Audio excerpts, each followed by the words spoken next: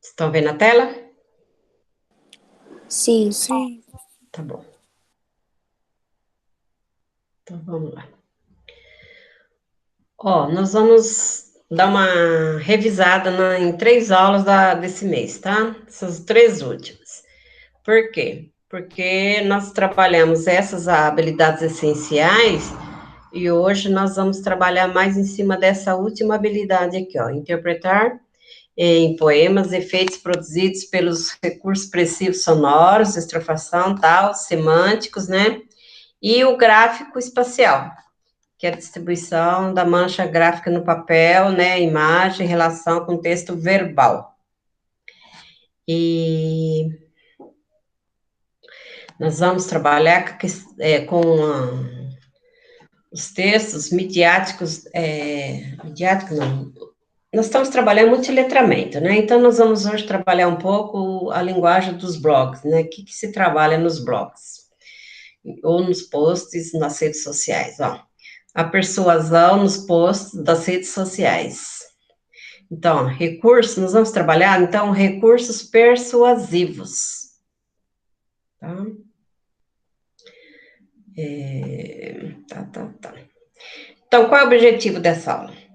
Analisar a argumentação em textos publicados em redes sociais. Entender a função social de um post de um blogueiro ou blogueira, né?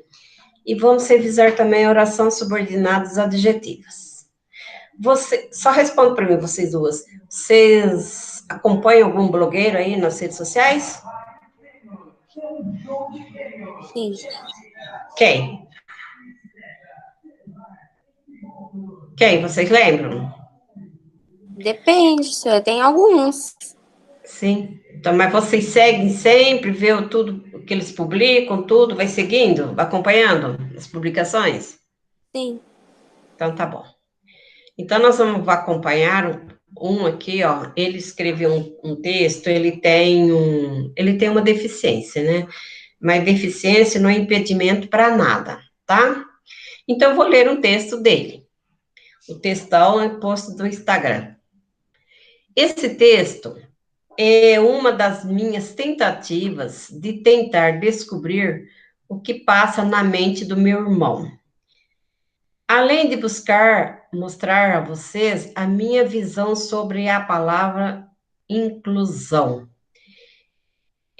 Essa questão da inclusão, gente, principalmente nas escolas, a verdade é que a gente não inclui totalmente como deveria ser, sabe? Um aluno na escola, primeiro porque a gente não tem recursos, né? E o professor, ele tem 40 alunos, 30 alunos numa sala e não está preparado, sim, para atender com presteza, né? Um aluno com algo que mostre alguma deficiência, seja ela qual for, tá? Então, essa blogueira aqui, ela está falando do irmão dela, tá bom? Então, vamos lá. Ele, que é o irmão dela, é o resultado de 2 postagens na rede social que alimentamos com conteúdos relevantes sobre a vida de Paulo César, meu irmão. Ele está lá no @diário de um especial. Aos olhos de PC, ele chama Paulo César, então ele é conhecido como PC nas redes sociais. E ele tem muitos seguidores. Ao me olharem, muitos podem pensar, tadinho, não pode isso, não pode aquilo, tão lindo, blá, blá, blá. Preguiça dessa galera aí. Mas, sendo bem sincero, eu não consigo entender porque muitos pensam desta forma. O fato de eu precisar usar 4 rodas para ir e vir não faz eu ser um coitadinho. Não pronunciar palavras não me faz uma pessoa que não consiga se comunicar. Junto ao meu corpo tenho traqueostomia e gastrostomia, as quais mantêm minha qualidade de vida. Ou seja, ele tem um aparelho para respirar, gente, sabe? Uma tráqueo. Esses dois acessórios, que não são comuns às outras pessoas, não me tornam uma pessoa feia. Pelo contrário, tornam-me um ser humano incrível e único. Sim, temos amor próprio por aqui. Às vezes, eu não consigo fazer algo, mas tenho ao meu lado pessoas que buscam adaptações, assim como todos que não conseguem fazer algo na vida e precisam buscar meios para realizar. Creio que o caminho não seja não pensar no que eu não consigo, e sim pensar em como eu posso fazer e desfrutar momentos bons e felizes. Eu tenho muita sorte por estar sempre rodeado de pessoas do bem, ó. Hashtag sorte, por estar rodeado de hashtag pessoas do bem, com letras maiúsculas, que me incentivam todos os dias. Aos olhos da Thais, a Thais é a irmã dele. Muito se fala sobre inclusão. Thais está questionando. Muito se fala sobre inclusão, só que pouco se vê por aí. Muito se fala que todos nós somos iguais, mas não é bem assim, não é bem por aí. A maioria das pessoas acredita que tem alguma limitação física. Quem tem alguma limitação física é um coitadinho, uma coitadinha. Mas, como diz nosso pai, coitadinha é a sua língua, entre aspas, né? Talvez todas essas palavras, que na teoria soam bem, não correspondam à prática. A verdadeira questão é que nós somos iguais, nunca fomos, é que nós não somos iguais, nunca fomos e nunca seremos. A visão da Thaís, né? Viver é uma rotina diária de abrir a mente e mudar nossa visão diante de determinadas situações. Nós precisamos ressignificar a palavra inclusão. E é só isso que depende de nós. Então, essa imagem que foi tirada do Instagram, e aqui está o PC, ele não fala, né? Ele precisa de aparelho para respirar, e ele tem toda a deficiência dele, anda de cadeira e roda, tudo. Mas isso parece que não impede ele de ser feliz e se comunicar, né? De uma forma ou de outra, ele consegue se comunicar. Então, o que nós vamos trabalhar aqui nesses textos são as palavras caixa alta, né? Esse hashtag, que é a linguagem midiática, e entre outras coisas. Então, vamos lá. Aqui no texto, eles falavam assim de capacitismo. O que que é capacitismo, né? Que é capacitismo? É a discriminação e o preconceito social contra pessoas com alguma deficiência. Em sociedades capacitistas, a ausência de qualquer deficiência é vista como normal. E pessoas com alguma deficiência são entendidas como exceções. A deficiência é vista como algo a ser superado ou corrigido, se possível, por intervenção médica. Um exemplo de postura capacitista é dirigir-se ao acompanhante de uma pessoa com deficiência física, em vez de dirigir-se diretamente à própria pessoa. Isso aqui, gente, quando vocês veem alguém com algum problema na cadeira de roda, às vezes até um autista, que já é muito mais fácil da gente comunicar, se ele tiver com acompanhante, às vezes a maioria das pessoas, às vezes sem intenção, elas vão direto no acompanhante do que na própria pessoa. Então, esse é o capacitismo, né, que faz esse tipo de discriminação e preconceito social contra as pessoas com deficiência, certo? Então, aqui, ó, análise textual. Notou que no texto a presença de palavras escritas com o uso do hashtag? Por que isso aconteceu? Qual a intenção da blogueira ao escrever as palavras todos em letra maiúscula, com letra maiúscula, né? Todos aqui. A gente sabe que quando a gente quer chamar a atenção, né? Ou valorizar muito uma frase, uma palavra, nas redes sociais, a gente coloca letra maiúscula, né? E segundo essa professora, ela falou assim que teve um país aí que uma leitora, numa firma, né, no caso, a firma dirigia-se um comunicado para ela e escrevia muita maiúscula, e ela se sentia ofendida, porque letra maiúscula, essa letra maiúscula, não, caixa alta, né, todas as palavras maiúsculas, é para dar ênfase ou chamar atenção, gritar, né? Diz que ela entrou com uma ação jurídica contra a empresa e acabou ganhando, porque ela se sentia ofendida, parece que estavam gritando com ela, as pessoas estavam falando, gritando com ela quando se escreve no caixa alta, né? Todas as letras maiúsculas. Então, vocês estão vendo? A gente precisa prestar atenção nisso. Agora, eu, por exemplo, e alguns de vocês, colocam letra música, às vezes, para chamar atenção, né? Para dar ênfase no que você quer dizer. Não é verdade? Vocês sabem o que significa hashtag, gente? Ana?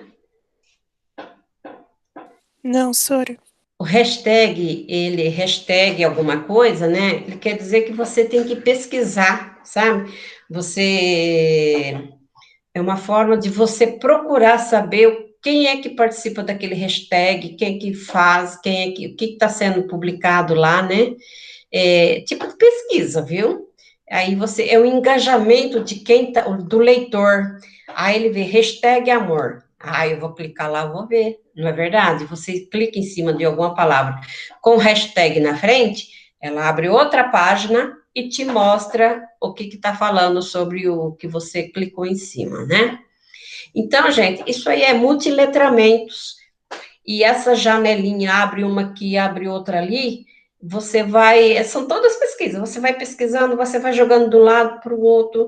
Esse hashtag é mais ou menos isso, tá? Engajamento da pesquisa. Você está participando de uma rede social e tem lá a hashtag. Clique em cima do hashtag, você entra noutra rede, no outro lugar, no outro grupo. É mais ou menos isso. Vocês já fizeram isso alguma vez? Já. Então, aí então, hashtag é isso, engajamento de pesquisa. E a letra maiúscula, a gente tem que ter cuidado com o que vai escrever. Eu falo caixa alta, né? Porque não é a letra maiúscula. Ela é todinha escrito com maiúsculo. Então, quando a gente fala, começa com letra maiúscula, é só a primeira, né? No caso aqui, são todas as letras maiúsculas. Então, é para chamar atenção, é para dar ênfase. Quando ela quis falar que todos, né? Ela quis dar ênfase, que não é bem assim o que as pessoas pensam da questão da inclusão, tá? Continuando. Agora, vou fazer uma análise do texto aqui. Em determinados momentos, a blogueira Thaís, ela utiliza aspas. Analise os textos abaixo e assinale qual a intencionalidade dela em reproduzir certos termos. Ela colocou aqui, ó. Não me faz ser um coitadinho, entre aspas. A outra. Tadinho, pode isso, não pode aquilo, tão lindo. Coitadinha sua língua. Então, quando que ela faz esse tipo de coisa, ou quantas vezes a gente faz também no texto, é para chamar atenção para alguma coisa, mas que coisa? Nesse caso aqui, muita gente fala, ai, coitadinho, né? Às vezes está ironizando, certo? Porque esse adjetivo coitado, ele é muito amplo, né? Então, não pode ficar falando coitadinho para qualquer um, tá? Porque ele pode dar ambiguidade de sentido também aqui no caso. Mas não é essa a situação. Evidenciar os fatos, entre aspas, não sei, ó. O que ela fez foi argumentar contra esse capacitismo, certo? Ai, coitadinho dele, né? Ai, tadinho, não pode fazer isso. Então, ela que chama atenção, ela não quis ironizar, ela que chama atenção, que não é nada disso, está entendendo? Ok? Deu para entender isso aí, né? Agora, persuasão no textão, naquele texto. O que é persuasão? Vamos ver. Além de todos os outros elementos já mencionados pela blogueira, não, a blogueira que desenvolve o conteúdo específico em sua página, sempre encerra-se o post. O que é o post? Post não é publicação? Em que publica o textão, que esse texto que ela escreveu, argumentando sobre essa questão do capacitismo, com uma mensagem final que arremata o seu discurso. O que é o discurso? O discurso que ela fala dentro do texto. Ela é a voz verbal dentro do texto, que é em primeira pessoa. Ela cita alguém, o alguém é o irmão dela, né? Que é o deficiente, que é o PC. Se vocês procurarem, vocês vão ver que ele tem um blog. Então, isso dentro dos textos que visa argumentar acerca de assuntos polêmicos, né? A questão da inclusão digital é polêmica, não é? Às vezes a gente não tem inclusão nem na escola, quanto mais dá acesso às tecnologias, né? Nós somos aprendizes digitais ainda, né? Damos o nome de. Então, o que quer dizer assim? Lá no final da mensagem, ela não fez uma reivindicação, ela não tentou convencer ninguém de nada. A tese aqui não é a questão da inclusão, não, ela não falou sobre isso. Ela fez uma proposição, sabe? Uma proposta. O que pode ser feito? O que deve ser feito? Certo? Então, isso chama proposição, tá bom? Certo. Então, agora vamos dar uma olhada no texto, a parte, ó. Revisando as orações subordinadas adjetivas. Lembrem que oração subordinada é uma oração que depende de uma oração principal. A oração subordinada sempre tem uma conjunção. Neste caso aqui, as adjetivas pode ser o que, os quais, o qual, as quais, né? Então, eu vou explicar aqui primeiro. Ó. Os alunos participativos aprendem mais. Vocês duas, por exemplo, certo? Então, alunos participativos. Participativos é um adjetivo. Eu quero transformar este adjetivo em uma oração adjetiva ou explicativa ou restritiva, tá? Então, aqui, os alunos participativos aprendem mais, nós só temos um verbo período simples, tá? Aqui, eu transformei este participativo em uma oração, um adjetivo, transformei ele em uma oração adjetiva. Por que oração? Porque a oração tem que ter o verbo. Então, é o seguinte, a oração principal, os alunos aprendem mais. São todos alunos? Não. Que participam no chat aprendem mais, né? Que participam, os participativos não era adjetivo? Que participam, tornei numa oração subordinada, adjetiva, restritiva. Não são todos, são os que participam que aprendem mais, certo? Então, eu transformei este adjetivo em oração, porque de adjetivo ela passou a ser um verbo aqui, tá bom? Então, eu tenho duas orações, dois verbos, período é composto, viu, Maria? E porque eu tenho dois verbos, tá? E uma oração principal e uma oração subordinada adjetiva restritiva, porque eu estou restringindo os alunos, são os alunos que participam. Lembra que as orações adjetivas restritivas não têm vírgula e as explicativas têm vírgula, tá? Então, olha aqui. Analisando o caso, cada caso. Junto ao meu corpo, tenho traqueostomia e gastrotomia, vírgula, as quais mantêm a minha qualidade de vida. Eu estou explicando o que esses dois itens aqui, ó, traqueostomia, que ele precisa para respirar, e gastrostomia, certo?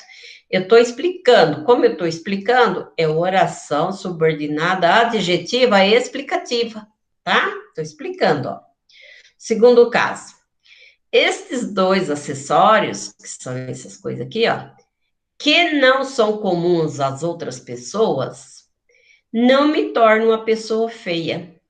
Então, essa aqui é restritiva, eu não tenho a vírgula, e eu estou falando Esses acessórios, a traqueostomia e a gastrostomia, ele não é comum às outras pessoas, certo? Ele só comum, ele só usa quem precisa. Então, eu estou restringindo o grupo de pessoas que usam esses dois acessórios, ok? Então, tá aí. Função de adjetivo, tá bom? Então, vamos lá. Classifica as partes em destaque dos trechos retirados do texto em oração subordinada adjetiva restritiva e explicativa. Eu já marquei, ó, o amarelo, ela é explicativa, ó, A1, quer ver? Não pronunciar palavras não me faz uma pessoa que não consiga me comunicar. Você entendeu? O fato dele não falar, isso não é impedimento para ele para não comunicar, certo? Então, estou restringindo a isso, tá bom?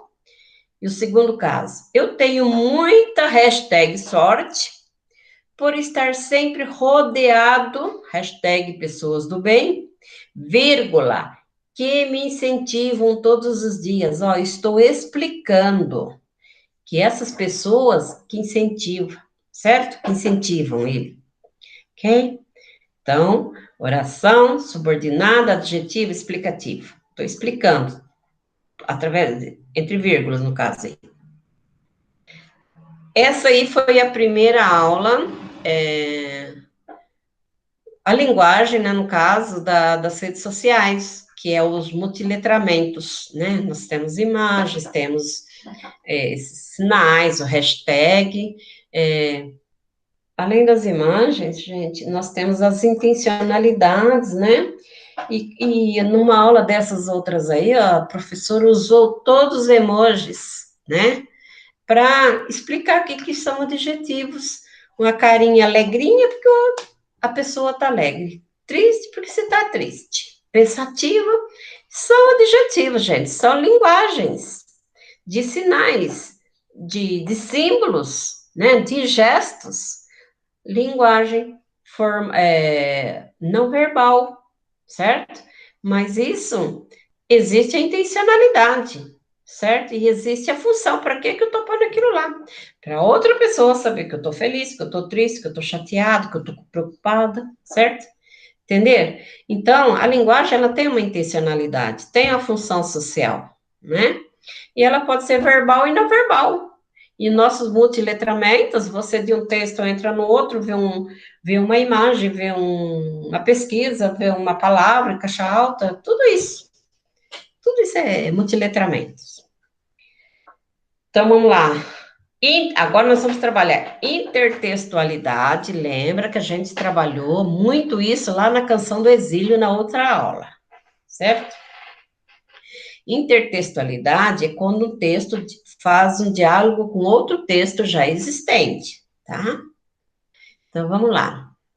Analisar entre texto literário, entre estes, outras manifestações artísticas, como cinema, teatro, música, artes visuais, midiáticas, etc.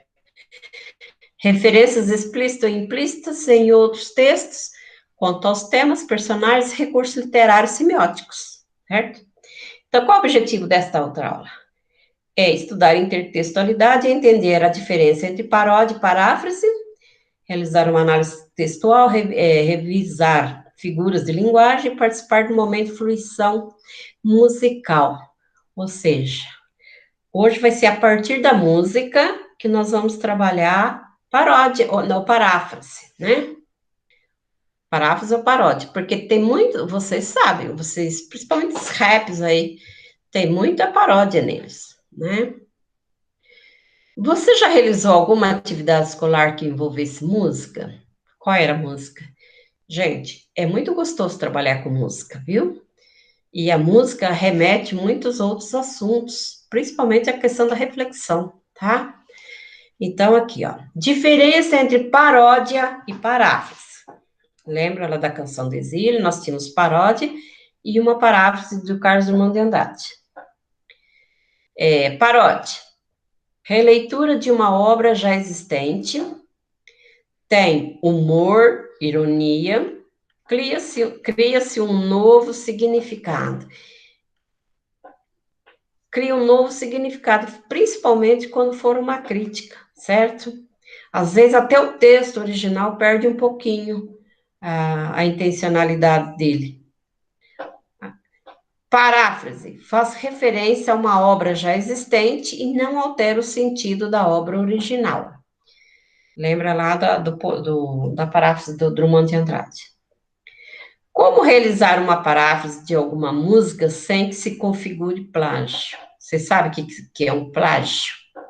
Plágio é quando você copia uma obra existente e coloca como sua autoria. Você está fazendo um trabalho, você copia um texto da internet e não coloca da onde foi a fonte, quem foi o autor. Isso é plágio, tá bom? Então, isso tem que se evitar. E antes vocês falarem alguma coisa, tudo que eu tirei aqui é do Centro de Mídias e tá lá a cópia do endereço, o link, né, do YouTube, tá? Então, não é plágio. Eu peguei de lá e tô avisando. Então, essa poesia aqui, ó, Carinhosamente, foi tirada da poesia, da música, né, Carinhoso. Vamos ver se eu pego ela aqui de novo.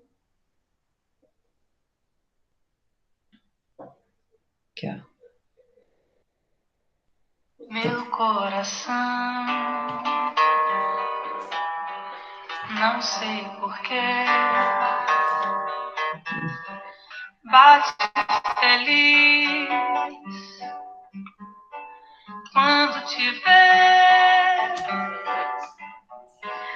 e os meus olhos ficam sorrindo e pelas ruas vão te seguindo, mas mesmo assim foges de mim. Ah, se tu soubesses como eu sou tão carinhoso, muito, muito que te quero. E como é sincero, meu amor, eu sei que tu não fugirias mais de mim. Vem, vem, vem, vem, vem sentir o calor dos lábios meus à procura dos teus. Vem matar essa paixão. Então, essa música é Carinhoso do Pixinguinha. Então, a professora lá do Centro de Mídia e o colega professor lá, eles fizeram uma paródia, né? Paródia, paráfrase.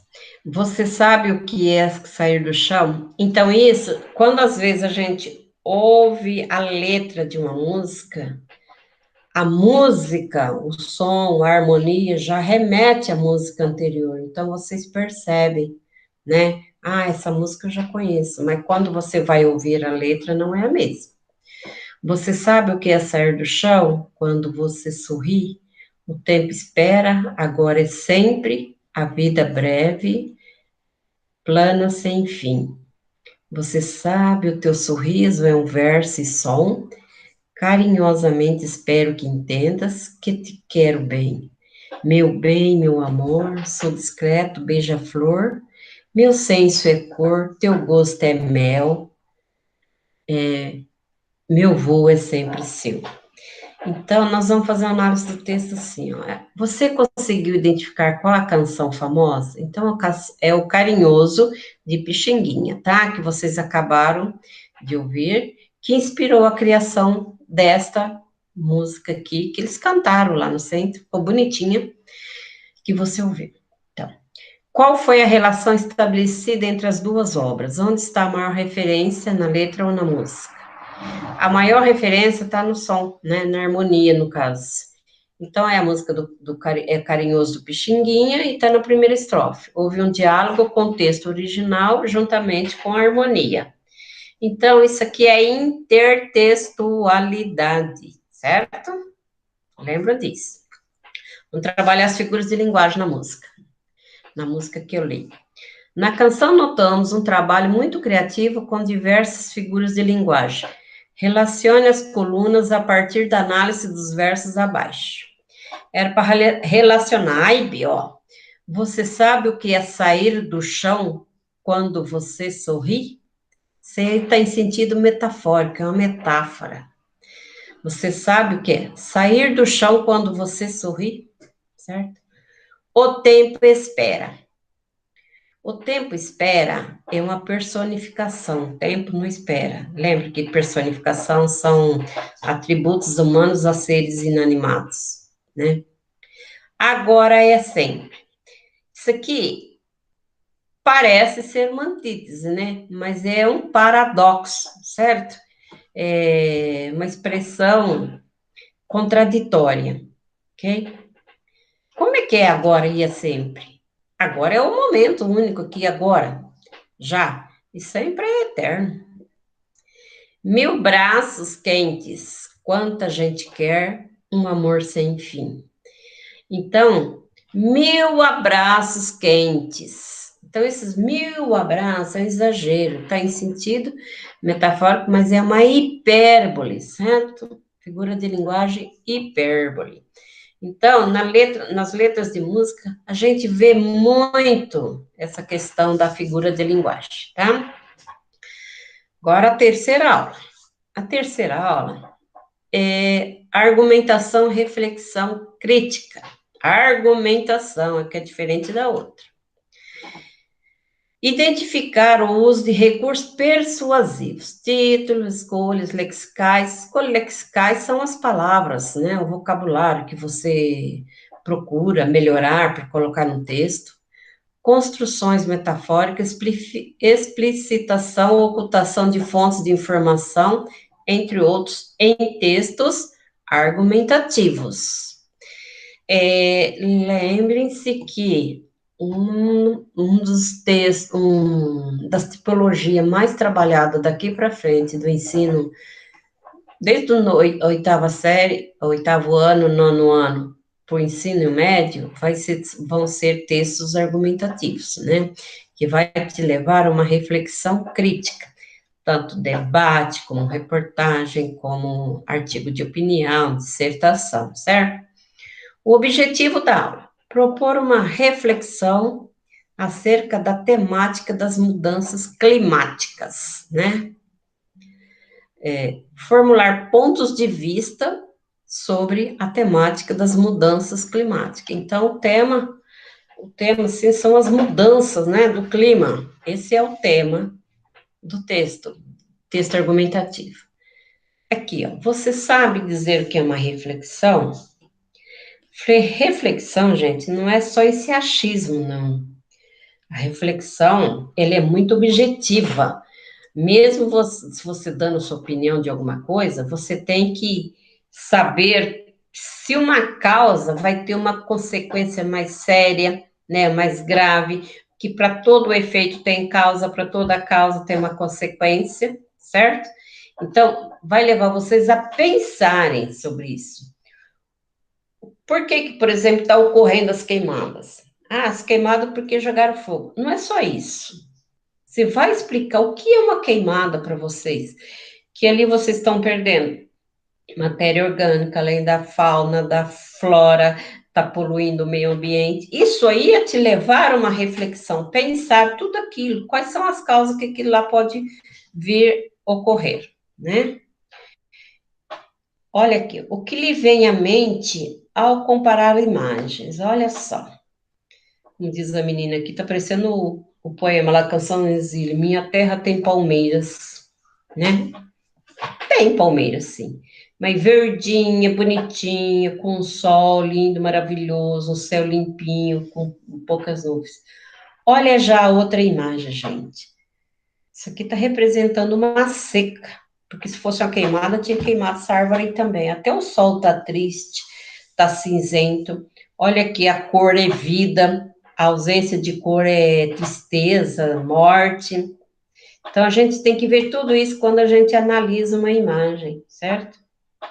O que você entende por mudanças climáticas? É o que nós estamos vendo aí, aquecimento global, né? Tá aumentando o calor cada vez mais, parece que a gente já não tem mais aquelas estações do ano definidas, né? O que vem provocando o aumento dessa temperatura? Quais são as consequências que a humanidade está sofrendo ou pode vir a sofrer por conta desse aumento da temperatura? Então, vamos ler o texto. Eu vou ler o texto. Estava lá no centro de mídia. Ah, esse aqui está no caderno do aluno, tá? Tem até a página. Caderno do aluno, aprender sempre. O que o Brasil ganha com as mudanças climáticas?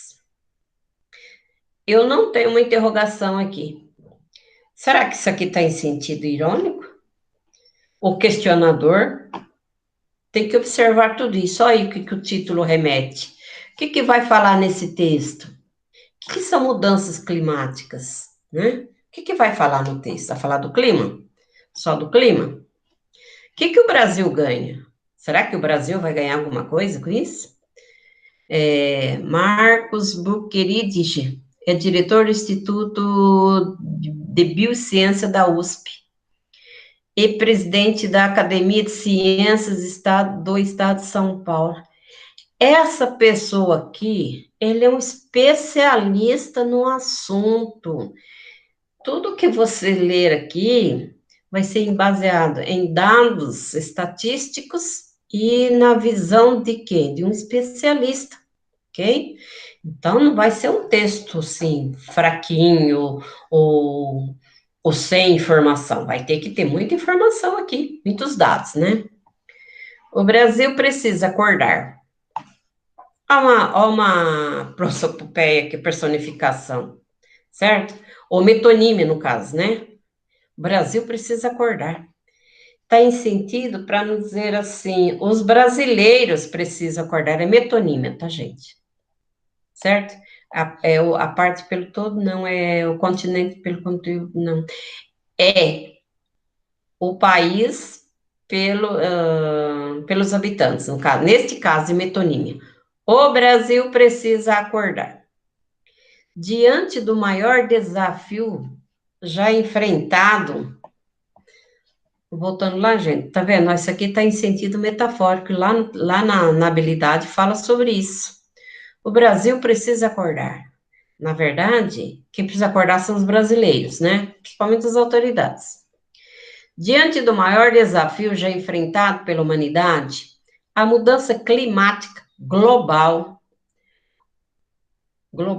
o país tem à sua frente uma janela de 1 a 2 décadas para despertar.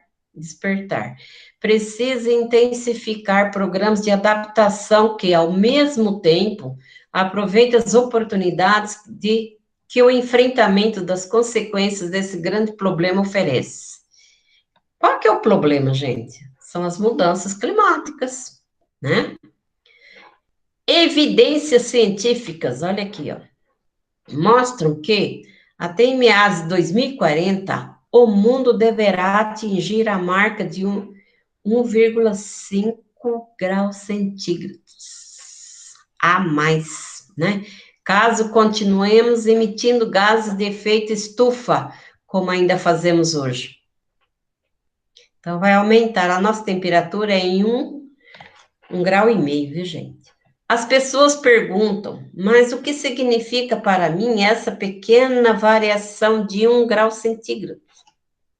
De fato, 1 grau centígrado, ou mesmo 1,5, ou até mesmo 3 graus centígrados, podem significar muito pouco se considerarmos nossas preferências pessoais. Porém, uma variação na temperatura média mundial de 1,5 graus centígrados implica em variações de temperatura, chuvas e vários eventos climáticos. Estes eventos climáticos são os fatos, né? Bem mais amplos e intensos do que o significado pessoal de 1,5 graus centígrados. Os efeitos climáticos são, sobretudo, os que os climatologistas chamam de eventos extremos, ou seja, mudanças no clima local que provocam enchentes, secas, ondas de calor e etc. Por exemplo, ó, causa e consequência aqui já. A frequência desse tipo de evento já vem aumentando em vários lugares do planeta. Em outras palavras, teremos com um maior número de noites quentes, maior frequência de tempestades, maior probabilidade de ocorrência de eventos mais fortes, como furacões e tornados, né? Tudo isso exacerba-se os riscos relacionados à saúde humana, à infraestrutura das cidades, à agricultura e muitos outros setores da sociedade. A Conferência de Partes COP21, realizada em Paris em 2015, encomendou um relatório especial ao painel intergovernamental de mudanças climáticas, IPCC, ou da ONU. Os governos querem saber o que fazer para evitar que o mundo ultrapasse a marca de 1,5 graus centígrados. Ou seja, se aumentar 1 grau na nossa temperatura, muita coisa vai ocorrer. O IPCC reuniu 91 pesquisadores de 40 países que trabalharam durante 2 anos com a contribuição de mais de 133 pesquisadores em todo o mundo. Ou seja, são evidências aqui, ó, argumento de evidência, viu, gente? E de autoridade também. Os cientistas do IPCC examinaram mais de 6 mil publicações científicas e responderam a mais de 42 mil comentários de cientistas e governos, dos quais 195 países da Organização das Nações Unidas, ONU. Esses números são importantes, pois salientam que as conclusões a que chegamos nesses relatórios são fortemente embasadas na melhor ciência que existe no mundo. Em sua imensa maioria, as publicações utilizadas são os papers científicos editorados. Além disso, o IPCC proíbe fazer prescrições políticas. Política não entra aqui. Em outras palavras, não podemos indicar caminhos para os tomadores de decisões. As conclusões são colocadas como estado de arte da ciência, naquele tópico e naquele momento. Por isso, devem seguir apenas como guia para que o tomador de decisão escolha onde ir com embasamento sólido. Então, pessoal, esse texto aí, ó, nós temos argumentos de evidências, que são fatos, dados estatísticos. Nós temos argumentos de autoridade, são pessoas que sabem o que estão falando, são pesquisadores, cientistas. Nós temos argumentos de causa e consequência, a mudança é a causa principal, as consequências, tudo que pode ocorrer. Nós temos de princípios, que você não se defender o bem maior vai ser uma coisa assim muito triste, né? Então, de comparação também, tá? Então, são os principais argumentos que a gente usa dentro de um artigo de opinião, tá bom? Então, vamos lá. Entendendo o texto. Aqui eu já tenho as perguntas e respostas para explicar. De acordo com o texto, defina o que é chamado de mudanças climáticas. O que é defina? Definir, explique o que é. O que é realmente mudança climática, né? Então, segundo o texto, tem que tirar com palavras do texto. Segundo o texto, mudanças climáticas são, sobretudo, o que os climatologistas, que são os especialistas, né, chamam de eventos extremos. Esses eventos extremos são a causa, ou seja, mudanças no clima, certo? Essas mudanças no clima, que é a causa, né, local, e que provocam enchentes, secas e ondas de calor, etc. Tá? De acordo com o texto, quais são as consequências? A causa a gente sabe, causa e consequência. A causa é o evento, esses eventos das mudanças de clima. Quais são as consequências dessas mudanças climáticas na vida das pessoas? De acordo com o texto, haverá descontroles climáticos, maior frequência de tempestades, maior probabilidade de ocorrência de eventos mais fortes, como furacões, tornados. O que ainda, segundo o texto, exacerba os riscos relacionados à saúde humana, à infraestrutura das cidades, à agricultura e muitos outros setores da sociedade. Tudo isso aqui são consequências de que causa? Desses eventos extremos de mudanças climáticas. Então, mudanças climáticas são a causa. Quais são as consequências? Tudo isso aqui, tá? Agora, e você? O que pensa sobre essas mudanças climáticas em relação à consequência delas nas nossas vidas? Você acha que ainda é possível mudar o cenário atual? Olha, pessoal, tá difícil mudar o cenário, mas tudo é possível. Mas cada um tem que fazer a sua parte. Cada um tem que começar por você mesmo. Você faça a sua parte. Não jogue óleo na pia, separe o lixo, não, não jogue fogo nos lixos nas ruas, porque se provoca incêndios. Tem muitas coisas que cada um de nós podemos fazer dentro da nossa própria casa, tá?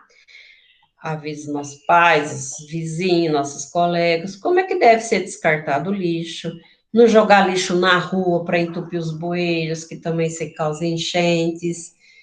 A gente pode fazer um monte de coisa, tá? Mas esse texto não é um texto de ciências? Pode ser um texto para ciência, pode ser um texto para geografia, e se chama interdisciplinaridades, quando um texto envolve várias disciplinas, né? Olha agora este aqui, análise da imagem. O que vocês veem dessa imagem? A primeira visão que eu tive foi que a Terra estava pegando fogo, ou estava explodindo, né? Aqui, ó, vamos entender o texto. Entendendo o texto. Qual é a mensagem transmitida nesse texto aqui, que é o 2? O primeiro texto foi o artigo de opinião, que fala das mudanças climáticas. Na impressão que está vindo raios de sol atingindo direto a Terra, né? Então, a mensagem transmitida é o aquecimento global, gente. Aquecimento, né? Se essa imagem fosse utilizada numa campanha publicitária, qual seria um possível slogan para ela? Eu colocaria assim: o planeta pede socorro, a Terra pede socorro, né? Mude seus hábitos antes que seja tarde, entre muitos outros, certo? Então, quando vocês veem uma imagem, vocês têm que observar a legenda. Legenda é um tipo de texto. Slogan, pode ter um slogan, né, que no caso aqui, o planeta pede socorro, é um outro tipo, é outro gênero de texto. Pode ter argumentos dentro de um texto, assim, de uma imagem, isso aqui pode fazer parte de uma campanha, tá? O que é um gênero campanha publicitária? É quando o autor do texto desta campanha, ele tenta convencer alguém a participar, mudar seu comportamento relacionado ao problema, certo? Então, seria isso, né? Então, a campanha teria um slogan, poderia ter, assim, um pequeno texto argumentativo, né? Convincente, convencer o leitor, tem que ter os anunciantes, quem são, né?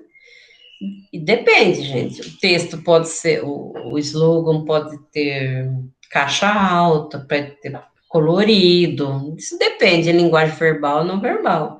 Quem que é quais são, quer dizer, qual foi a fonte, né? Quem foi que publicou, fez a publicação da campanha. Então, e vocês? Pois vou perder na prova. Que slogan vocês dariam para esta imagem aí? Ok? Para mim, a Terra está pegando fogo. Que está realmente, né, acontecendo, principalmente no Mato Grosso e agora lá no Pantanal e agora na Bahia. Então, lá, o que você entende agora por mudanças climáticas? Mudou alguma coisa no fato de você ter ouvido o texto, né? Os especialistas, o que, que eles falaram? Mudou alguma coisa para você? Gente, a leitura sempre muda nosso modo de ver e pensar o mundo, tá? O que vem provocando o aumento da temperatura? No caso aqui, é o aquecimento global, né? A seca que provoca as queimadas, queimadas que interferem no clima também. Quais são as consequências que a humanidade está ou pode vir a sofrer por conta do aumento da temperatura? Eu acho que é o seguinte, se continuar desta forma, os netos de vocês vão sentir na pele isso. Então, eu acho que vocês jovens, né, vocês têm que começar agora a mudar os hábitos de vocês, né? Às vezes até já mudaram. É preciso pensar, é preciso ter consciência do que se está fazendo contra o nosso planeta. Então, essa aula foi refletir sobre a temática das mudanças do clima, né? As mudanças climáticas. Aprender que a partir da leitura de um bom texto, podemos alterar ou aprimorar nossas percepções acerca de muitos assuntos, certo? A questão da leitura, gente, enriquece também o vocabulário. Vocês aprendem palavras novas. E cada vez que vocês vão escrevendo os textos, vão usando as palavras que vocês conhecem, né? Vimos que podemos desenvolver uma reflexão crítica. Gente, reflexão crítica não é só essa. Ah, eu acho que está tudo bem. Mas está tudo bem por quê? Ah, eu acho que não está nada bem. Mas não está nada bem por quê? Explique isso, justifique, faça uma crítica em cima disso, certo? E também nós lemos a leitura de imagem, que são os textos não verbais, ok? As vozes que falam dentro dos textos, quem são, né? Se tem citação de alguém, de um especialista ou não, tem que observar as vozes do texto. O título do texto é importante, ele remete à leitura, o que vai ter dentro do texto. Um subtítulo pode apresentar, no caso desse texto aqui, apresentou que um estudo feito por especialistas, certo? E vocês têm que observar a introdução do assunto, já começou a falar da questão do clima, né, das mudanças climáticas, ficar prestando atenção na argumentação, se é de autoridade, se é de evidência, que é baseada em fatos e dados estatísticos, se é de autoridade, se alguém entende, são especialistas que estão falando, se é de causa e consequência, para uma causa tem uma consequência, se é comparando uma coisa com outra, se é baseado em princípios, gente. Ah, todo texto escrito, um artigo de opinião, ele tem que ser baseado em princípios, você não pode começar a escrever um texto e deixar os princípios éticos e morais de lado, tá? E nesse texto também, gente, a gente, para trabalhar esse texto, a Mônica, ela que é professora do Centro de Mídias, ela trouxe uma professora de ciências para ajudar a orientar sobre essa questão do clima, que tem tudo a ver com ciência, né? E por que não envolver geografia? Também porque se vai mudar as estruturas da cidade, por exemplo, o Pantanal. E se essa queimada aí, será que vai mudar alguma coisa no Pantanal? Ele vai deixar de ser Pantanal, vai ser outra coisa? Porque você sabe que Pantanal é uma área alagada, né? Então, tem a ver com geografia? Tem. As cidades têm a ver com a geografia? Tem. A agricultura tem a ver com geografia? Tem. Então, isso chama interdisciplinaridade, ok? Então, vou parar. E eu não estava gravando mais. Por quê? Meu pai do céu, não gravou. Oi, gravou. Que susto.